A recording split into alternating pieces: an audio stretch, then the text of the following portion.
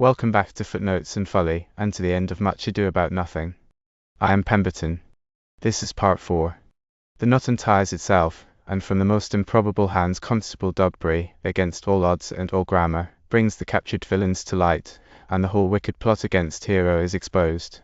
Claudio, struck with grief and shame, learns that the lady he destroyed was innocent all along and is given a penance to mourn at her tomb, and then to marry, sight unseen, a cousin said to be her very likeness. You may guess who that veiled cousin turns out to be. And so the play dances to its close with not one wedding but two, as even the unconquerable Beatrice and Benedick are finally, gloriously, talked into the altar, still bickering, of course, to the very last line. Let us finish it. Leonardo and Antonio enter before Leonardo's house. If you go on like this, you will kill yourself, and it is not wise to make grief fight on the side against you. Please stop advising me. Your counsel falls into my ears as uselessly as water into a sieve. Do not advise me. Let no comforter please my ear unless his wrongs match mine. Bring me a father who loved his child as I loved mine, whose joy in her has been overwhelmed as mine has been, and then tell him to speak of patience. Measure his sorrow against mine in length and breadth, and let it answer every strain with the same strain, this grief for this, that grief for that, in every feature, branched shape and form. If such a man can smile, stroke his beard, tell sorrow to move along, clear his throat when he should groan, patch grief with proverbs, and drown misfortune in late night sayings, bring him to me, and from him I will learn patience. But there is no such man. Brother, men can give counsel and speak comfort to grief they do not feel, but when they taste it themselves, their counsel turns into passion. What before prescribed medicine to rage, bound strong madness with a silken thread, and charmed pain and agony with mere words, is gone. No, no. Every one can preach patience to those who writhe under sorrow's load, but no one has the virtue or strength to be so moral when he must endure the same himself.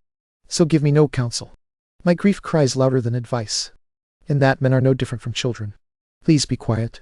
I will be flesh and blood. There has never yet been a philosopher who could endure a toothache patiently, however grandly they wrote like gods and dismissed chance and suffering. Still, do not turn all the harm against yourself. Make those who wronged you suffer too. There you speak reason. Yes, I will do that.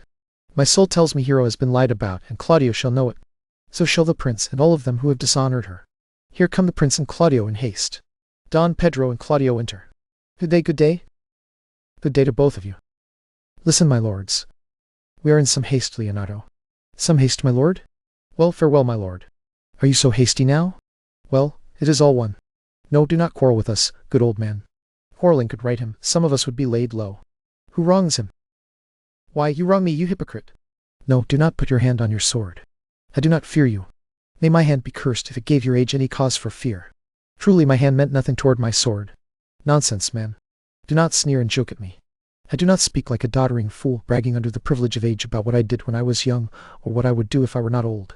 Know this, Claudio, to your face. You have so wronged my innocent child and me that I am forced to lay aside my reverence, and with gray hairs and the bruises of many years challenge you to a man's trial. I say you have slandered my innocent child. Your slander went through and through her heart, and she lies buried with her ancestors, in a tomb where scandal never slept before, except the scandal of hers shaped by your villainy. My villainy? Yours, Claudio? Yours, I say. You do not speak rightly, old man. My lord, I will prove it on his body, if he dares, despite his delicate fencing, his nimble training, his male, like youth, and the bloom of his strength. Away! I will have nothing to do with you. Can you brush me off like that? You have killed my child. If you kill me too, boy, you will kill a man. He shall kill two of us, and real men at that. But no matter, let him kill one first. Beat me and boast of me, let him answer me. Come follow me, boy. Come, sir boy, come follow me. Sir boy, I will whip you out of your thrusting fence. Yes, as I am a gentleman, I will. Brother, come yourself. God knows I loved my niece, and she is dead, slandered to death by villains who would answer a true man as readily as I would take a snake by the tongue. Boys, apes, braggarts, fools, weaklings. Brother Anthony, be content. What man, I know them, yes, and I know exactly what they are worth, down to the last grain. Scrambling face, saving fashion, chasing boys who lie, cheat, mock, corrupt, and slander, who strut about grotesquely, put on ugly airs, and toss out half a dozen dangerous words about how they might hurt their enemies, if only they dared. And that is all. But, Brother Anthony, come, it does not matter. Do not meddle. Let me handle this. Gentlemen, both of you, we will not disturb your patience. My heart is sorry for your daughter's death, but on my honor, she was accused of nothing except what was true and very fully proved. My lord, I will not hear you. No? Come, brother, away. I will be heard. And you shall be, or some of us will pay for it. Leonato and Antonio leave. Benedict enters. Look, look, here comes the man we were looking for. Well, Signor, what news? Good day, my lord. Welcome, Signor. You have almost arrived in time to part almost to fight. We nearly had our 2 noses snapped off by 2 old men with no teeth. Leonato and his brother. What do you think? If we had fought, I fear we would have been too young for them. In a false quarrel, there is no true courage. I came to find you both. We have been searching up and down for you, because we are deeply melancholy and would gladly have it beaten out of us. Will you use your wit? It is in my scabbard. Shall I draw it? Do you wear your wit at your side? No one ever did, though many have been beside their wits. I will tell you to draw, as we tell musicians, draw and entertain us. As I am an honest man, he looks pale. Are you sick or angry? Come, courage, man. Even if care killed the cat, you have enough spirit in you to kill care. Sir, I will meet your wit in full charge, and you are aiming it at me. Please choose another subject. Then give him another lance. This last one broke across. By this light he changes more and more. I think he truly is angry. If he is, he knows how to shift his belt. May I speak a word in your ear? God save me from a challenge. Benedict speaks aside to Claudio. You are a villain. I am not joking. I will prove it, however. You dare with whatever weapon you dare, and whenever you dare. Do me right, or I will proclaim your cowardice. You have killed a sweet lady, and her death shall weigh heavily on you. Let me hear from you. Well, I will meet you, provided there is good food. What, a feast, a feast! Indeed, I thank him. He has invited me to a calf's head and a capon, and if I do not carve them very neatly, say my knife is worthless. Shall I not find a woodcock too? Sir, your wit ambles well, it goes easily. I will tell you how Beatrice praised your wit the other day. I said you had a fine wit. True, she said, a fine little one. No, I said, a great wit. Right, she said, a great gross one. No, I said, a good wit. Exactly, she said, it hurts nobody. No, I said, the gentleman is wise. Certainly, she said, a wise gentleman. No, I said, he has tongues. That I believe, she said, for he swore a thing to me on Monday night and unswore it on Tuesday morning. There is a double tongue. There are 2 tongues.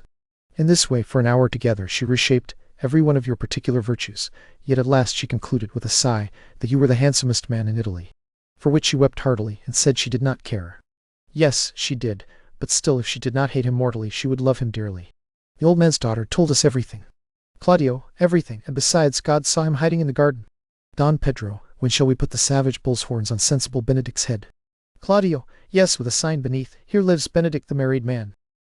Farewell, boy. You know my mind. I leave you to your gossiping humor. You break jokes as braggarts break blades, which, thank God, do not hurt.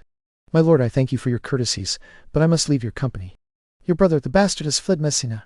Between you, you have killed a sweet, innocent lady. As for my Lord Lackbeard there, he and I shall meet. Until then, peace be with him. Benedict exits. He is serious. Claudio, deeply serious. I warrant it is for love of Beatrice. Don Pedro, and has he challenged you? Claudio, most sincerely. Don Pedro, what a pretty thing man is when he wears doublet and hose and leaves off his wit. Claudio, then he is a giant beside an ape, though an ape is a scholar beside such a man. Don Pedro, soft, let me be. Rise, my heart, and be sad. Did he not say my brother had fled? Dogberry, Verges, and the watch enter with Conrade and Borachio bound. Come, sir. If justice cannot tame you, she shall never weigh more reasons in her balance. Once you are a cursing hypocrite, you must be watched. Don Pedro, 2 of my brother's men bound. Borachio too. Claudio, hear their offence, my lord. Don Pedro, officers, what have they done? Dogberry, they have committed false report, moreover spoken untruths. Secondly, they are slanders. 6th and lastly, they have belied a lady. Thirdly, they have verified unjust things. And to conclude, they are lying knaves. Don Pedro, first I ask what they have done. Thirdly, what is their offence? 6th and lastly, why they are held. And to conclude, what charge you bring. Claudio, well reasoned in his own division, it all means one thing. Don Pedro, whom have you offended, masters? This learned constable is too cunning to be understood. What is your offence? Sweet prince, let me answer no further. Hear me, and let this count kill me. I deceived your very eyes. What your wisdoms could not discover, these shallow fools have brought to light. They overheard me at night confessing how Don John urged me to slander Lady Hero, how you were brought into the orchard and saw me court Margaret in Hero's clothes, how you disgraced Hero when you should have married her. My villainy is recorded. I would rather seal it with death than repeat it to my shame. The lady is dead through my false charge and my master's. Briefly, I desire only a villain's reward. Does this not run like iron through your blood? Claudio, I drank poison as he spoke. Don Pedro, did my brother set you on? Borachio, yes, and paid me richly. Don Pedro, he is made of treachery, and fled because of this villainy. Claudio, sweet Hero, Now your image appears as noble as when I first loved it. Dogberry, bring away the plaintiffs. By now our sexton has informed Signor Leonato. And do not forget to state when time and place allow that I am an ass. Verges, here comes Master Signor Leonato, and the sexton too. Leonato, Antonio, and the sexton re-enter. Which is the villain? Let me see his eyes, so when I meet another like him I may avoid him. Mauricio, if you would know your wronger, look at me. Leonato, are you the slave whose breath killed my innocent child? Mauricio, yes, I alone. Leonato, no, villain, you lie against yourself. Here stand two honorable men. A third has fled who had a hand in it. I thank you, princes, for my daughter's death. Record it among your worthy deeds. It was bravely done, if you think of it. Claudio, I do not know how to ask your patience, yet I must speak. Choose your revenge. Impose whatever penance you can devise for my sin. Yet I sinned only by mistake. Don Pedro, by my soul, so did I. Yet to satisfy this good old man I would bear any heavy burden he commands. Leonato, I cannot bid you make my daughter live, that is impossible. But tell Messina how innocent she died. If your love can devise anything sorrowful, hang an epitaph on her tomb and sing it to her bones tonight. Tomorrow morning come to my house, since you could not be my son-in-law, be my nephew. My brother has a daughter almost the copy of my dead child, sole heir to us both. Give her the right you should have given her cousin, and my revenge dies. Claudio, noble sir, your kindness wrings tears from me. I accept, dispose from now on of poor Claudio. Leonato, tomorrow I expect you. Tonight I leave you. This wicked man shall be brought face to face with Margaret, whom I believe was drawn into this wrong by your brother. Mauricio, no, by my soul, she was not, nor knew what she did when she spoke with me. In all I know of her, she has always been just and virtuous. Dogberry, moreover, sir, though it is not in black and white, this offender called me ass. Remember that in his punishment. The watch also heard them speak of one deformed, who wears a key in his ear with a lock hanging by it, borrows money in God's name, and has done so long without paying that men now grow hard-hearted and lend nothing for God's sake. Examine him on that point. Leonato, I thank you for your care and honest pains. Dogberry, your worship speaks like a most thankful and reverent youth. I praise God for you. Leonato, there is something for your pains. Dogberry, God save the foundation. Leonato, go, I discharge you of your prisoner and thank you. Dogberry, I leave an outright knave with your worship, correct him yourself for others' example. God keep you, restore you to health, and I humbly give you leave to depart. If a merry meeting may be wished, God prohibit it. Come, neighbor. Dogberry and Verges exit. Leonato, until tomorrow morning, lords, farewell. Antonio, farewell, my lords. We expect you tomorrow. Don Pedro, we will not fail. Claudio, tonight I will mourn with Hero. Don Pedro and Claudio exit. Leonato, bring these fellows on. We will speak with Margaret about how her acquaintance grew with this lewd fellow. They exit. Benedict and Margaret enter, meeting in Leonato's garden. Please, sweet Mistress Margaret, earn my gratitude by helping me get a word with Beatrice. Will you write me a sonnet in praise of my beauty, then? In such a lofty style, Margaret, that no man alive will be able to get above it, for in honest truth you deserve it. No man get above me? Why, must I always stay below stairs? Your wit is as quick as a greyhound's mouth. It catches at once. And yours is as blunt as a fencer's foil. It strikes, but does not wound. A most manly wit, Margaret. It will not hurt a woman. So please call Beatrice. I yield the shield to you. Give us the swords. We have shields enough of our own. If you use those shields, Margaret, you must screw spikes into them, and those are dangerous weapons for maidens. Well, I will call Beatrice to you, and I think she has legs. And therefore she will come. Margaret exits. The god of love, who sits above, and knows me, yes, knows me, knows how pitifully I deserve, I mean, in singing. But in loving, Leander the good swimmer, Troilus the first man to hire go-betweens, and a whole book full of those old carpet, court gallants whose names still run smoothly along the level road of blank verse, why, none of them was ever tossed and turned in love as truly as my poor self. Truly, I cannot show it in rhyme. I have tried. I can find no rhyme for lady but baby, an innocent rhyme, for scorn, horn, a harsh rhyme, for school, fool, a babbling rhyme, very ominous endings. No, I was not born under a rhyming planet, and I cannot woo in holiday phrases. Beatrice enters. Sweet Beatrice, would you come when I called you? Yes, Signor, and leave when you tell me to. Oh, stay only until then. Then has been spoken, farewell now. And yet before I go, let me leave with what I came for, to know what has passed between you and Claudio. Only ugly words, and after that I will kiss you. Ugly words are only ugly wind, and ugly wind is only ugly breath, and ugly breath is offensive. Therefore I will depart unkissed. You have frightened the word out of its proper meaning, so powerful is your wit. But I must tell you plainly, Claudio has accepted my challenge. Either I will hear from him shortly, or I will call him a coward. And now, please tell me, for which of my bad qualities did you first fall in love with me? For all of them together, they kept such a well-governed state of evil that they would not allow any good quality to mix with them. But for which of my good qualities did you first suffer love for me? Suffer love, a good phrase. I do suffer love indeed, for I love you against my will. Against your heart, I think. Alas, poor heart! If you spite it for my sake, I will spite it for yours, for I will never love what my friend hates. You and I are too wise to court each other peacefully. That does not appear from this confession. There is not one wise man in 20 who will praise himself. An old example, Beatrice, from the days when neighbors were generous. If a man in this age does not build his own monument before he dies, he will be remembered no longer than the bell rings and the widow weeps. And how long do you think that is? A question. Why, an hour of noise and a quarter hour of tears. Therefore it is most necessary for the wise man, if Don Worm, his conscience, finds no objection to be the trumpet of his own virtues, as I am for myself. So much for praising myself, who, as I myself can testify, am worthy of praise. And now tell me, how is your cousin? Very ill. And how are you? Very ill too. Serve God, love me, and recover. I will leave you with those instructions, for here comes someone in a hurry. Ursula enters. Madam, you must come to your uncle. There is a great stir at home. It has been proved that my lady hero was falsely accused, that the prince and Claudio were badly deceived, and that Don John was the cause of it all. He has fled and gone. Will you come at once? Will you go hear this news, Signor? I will live in your heart, die in your lap, and be buried in your eyes, and besides that, I will go with you to your uncle's. They exit. Don Pedro, Claudio, and attendants enter inside a church with music and tapers. Is this Leonato's monument? It is, my lord. Done to death by slanderous tongues was the hero who lies here. Death, in payment for her wrongs, gives her fame that never dies. So the life that died in shame lives in death with glorious fame. Hang there upon the tomb, praising her when I am silent. Now music, sound, and sing your solemn hymn. The song is sung. Pardon, goddess of the night, those who killed your virgin night. Because of this, with songs of sorrow, they walk around her tomb. Midnight, assist our mourning, help us sigh and groan heavily, heavily. Graves open and give up your dead until death itself is spoken heavily, heavily. Now, good night to your bones. Every year I will perform this rite. Good morning, masters, put out your torches. The wolves have had their prey, and look, the gentle day ahead of Phobos's wheels is dappling the sleepy east all around with spots of gray. Thanks to you all, and leave us. Farewell. Good morning, masters. Each of you go your separate way. Come, let us go from here and put on other clothes, then we will go to Leonato's.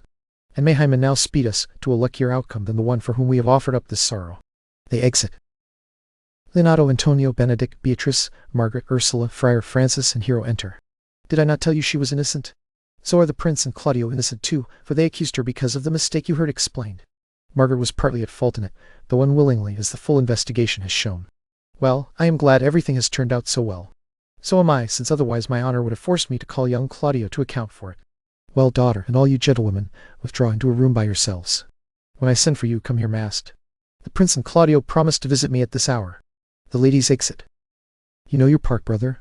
You must stand as father to your brother's daughter and give her to young Claudio. I will do it with a steady face.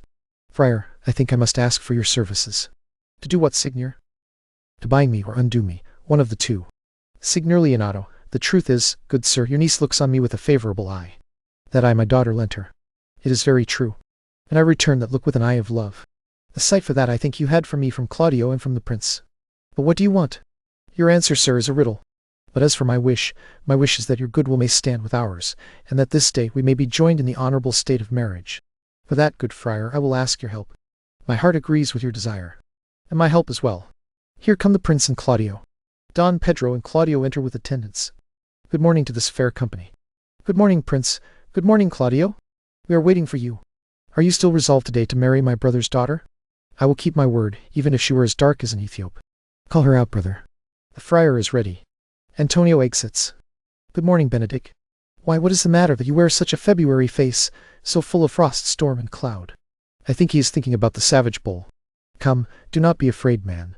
We will tip your horns with gold, and all Europa shall rejoice in you, as Europa once rejoiced in lusty Jove when he played the noble beast for love. Bull Jove, sir, had a pleasant lowing voice. And some strange bull like him must have leaped your father's cow and got a calf by that noble deed, very much like you, for you have just as bleat. I owe you for that. Here come other accounts to settle. Antonio re-enters with the ladies, who are masked. Which is the lady I must claim? This is she, and I give her to you. Then she is mine. Sweet lady, let me see your face. No, you shall not see it until you take her hand before this friar and swear to marry her. Give me your hand. Before this holy friar, I am your husband, if you will have me. And when I lived, I was your other wife, and when you loved, you were my other husband. Hero unmasks. Another hero. Nothing is more certain. One hero died dishonored, but I live, and as surely as I live, I am a maid. Former hero. Hero who was dead. She was dead, my lord, only while her slander lived. I can explain all this astonishment. After the holy rites are finished, I will tell you fully how fair hero died. For now, let wonder become familiar, and let us go at once to the chapel. Gently, gently, friar. Which one is Beatrice? I answer to that name. What do you want? Beatrice unmasks. Do you not love me? Why, no, no more than reason allows.